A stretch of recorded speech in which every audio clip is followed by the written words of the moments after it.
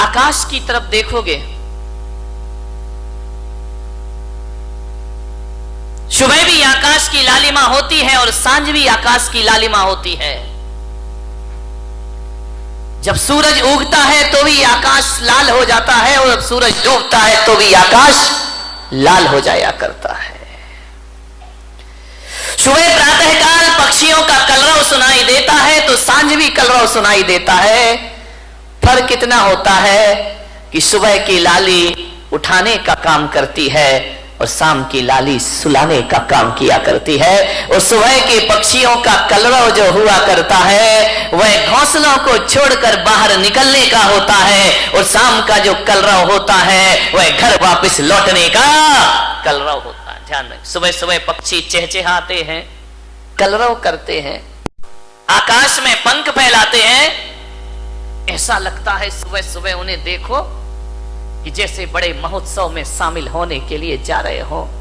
पक्षियों के जीवन में कितना आनंद है, कितना संगीत है। पक्षियों के जीवन में प्रातःकाल इतना आनंद हुआ करता है, घोंसले से देखता है आकाश में सूरज आया, उषा काल में पंख फैलाकर आकाश में उड़ जाया करता है, मुक्त आकाश का आनंद लिया करता है। कभी देखना जब हवा का झोंका आता है तो एक वृक्ष कितनी मस्ती में झूमा करता है, कितने आनंद में आनंदित हुआ करता है। देखना कभी जिंदगी में विचार करना, नारियल का पेड़ अपनी मस्ती में झूमा करता है और गुलाब का पौधा अपनी मस्ती में जो कितना आनंद है इन वृक्षों में, इन पेड़ पौधों में। कभी देखना पहाड़ से गिरते हुए झरने को, उसके पानी में संगीत है, एक गीत है, एक सुर है। बड़े संगीत के साथ पानी झरना बनकर के धरती पर गिरा करता है, बड़ा आनंद है। कल कल निनाद करती नदी को देखना, कितना आनंद है उस नदी में, अपनी मस्ती में रहती है, अपनी मौज में रहा करती है। चिड़िया आनंदित है, पशु पक्षी आनंदित है। एक गाय का बछड़ा जब दौड़ करके रंभाता हुआ मां के पास आता है, इतना आनंद उस बछड़े में हुआ करता है। मान्यवर, मैं आपसे निवेदन करने जा रहा हूं कि पेड़ पौधे आनंदित हैं, नदी आनंदित है, तालाब आनंदित है, झरने आनंदित हैं। कितना आनंद है इस संसार में, सुख ही सुख है मेरे भाई।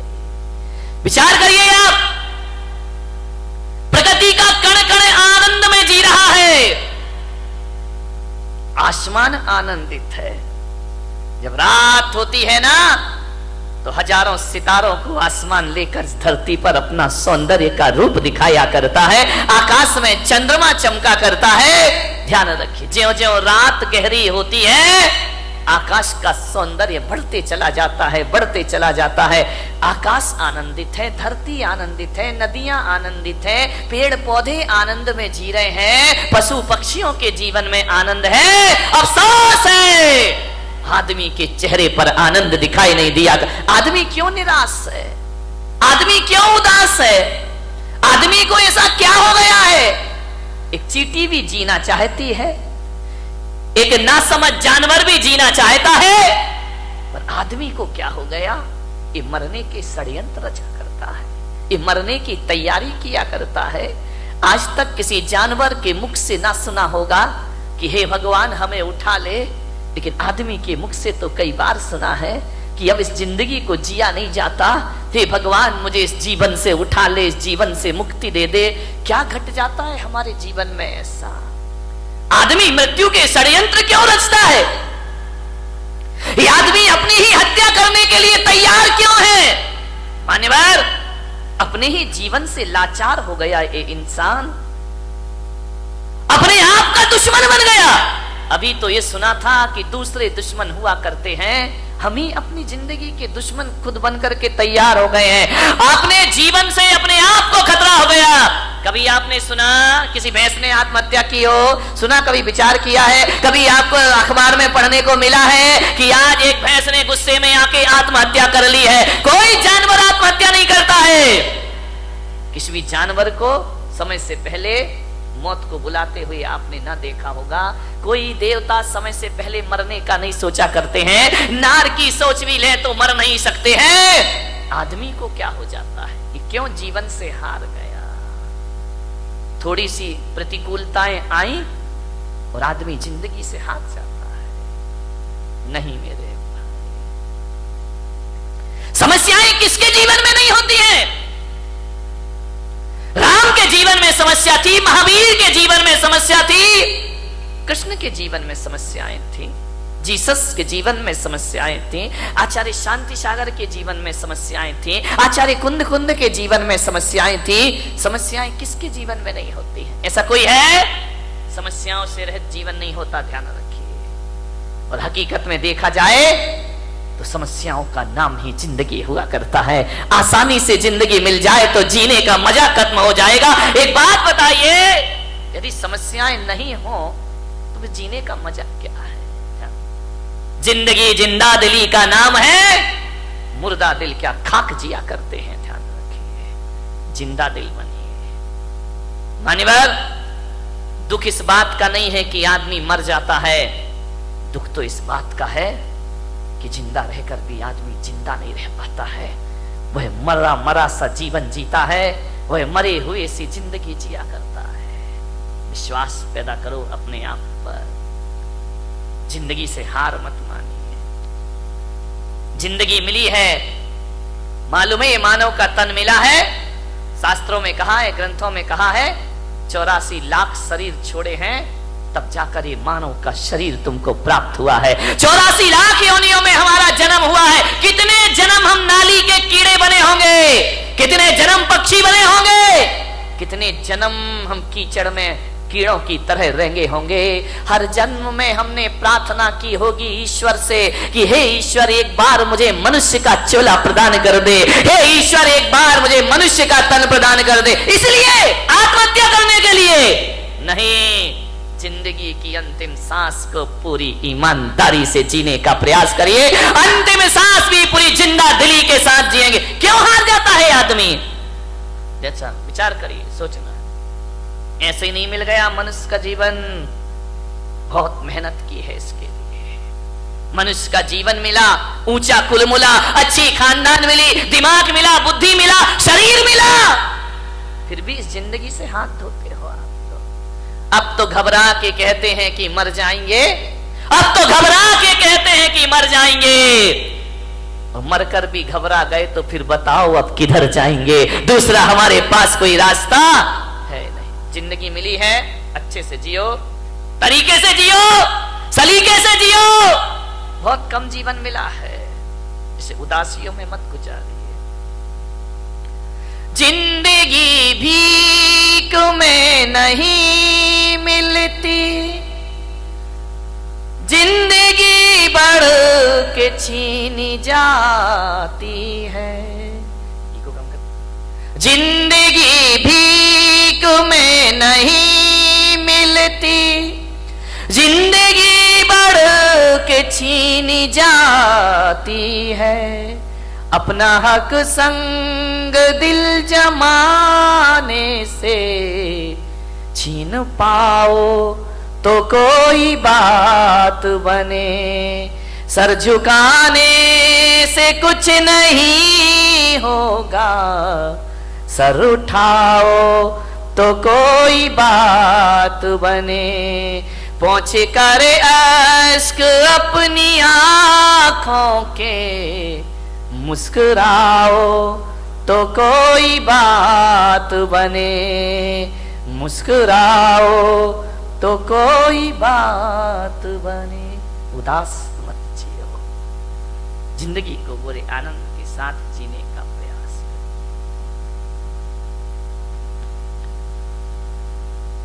विपत्तियां, संकट, दुख किसके जीवन में नहीं आते? सबके जीवन में आते हैं। मुश्किलें आती हैं, परेशानियां आती हैं, विपरीत वातावरण बनता है, लेकिन जीने की आस मत छोड़िए। जलजले आते हैं, तूफान आते हैं, उड़ीसा में चक्रवात आता है, गुजरात में भूकंप आता है, हजारों लोग बेघर-बार हो जाया करते हैं, लेकिन एक बात ध्यान रखो बारामती वालों, इतने बड़े भीषण आंधी तूफान के बाद, भूकंप के बाद भी जो आदमी जिंदा रहता है वो अपना उजड़ा हुआ आशियाना फिर से बना लिया करता है, वो अपना घर फिर से निर्माण कर लेता। क्या हुआ, जिंदगी कितनी बार छीनेगी, फिर बना सकते हैं। अगर हौसले बुलंद हो तो आंधियों में चिराग जला करते हैं। आज समस्या है बहुत बड़ी, आदमी अपने जीवन का दुश्मन हो गया है, अपनी ही जिंदगी का दुश्मन हो गया है इंसान।